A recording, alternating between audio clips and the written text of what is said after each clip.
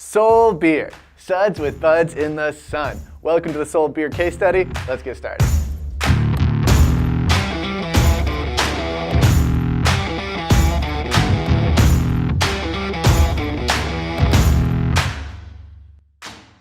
We here at indaHash just ran our second campaign with Soul Beer in South Africa. After running a very successful first campaign, Soul Beer decided they want to take it better, faster, stronger, and ran another campaign with us in South Africa asking influencers to take chilled out summer vibe pics with Soul Beer. This campaign really showed off influencers' capabilities and their follower-proven eye for professional aesthetics and production.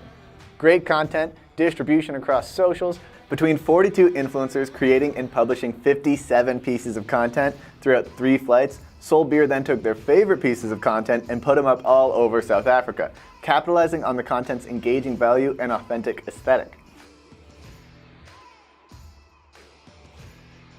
Hold up, there's more though. Soul was so excited about this campaign and the quality of the content coming through, they doubled down and asked 6 of their favorite influencers to create custom videos for Soul Beer, and they received absolutely stunning results.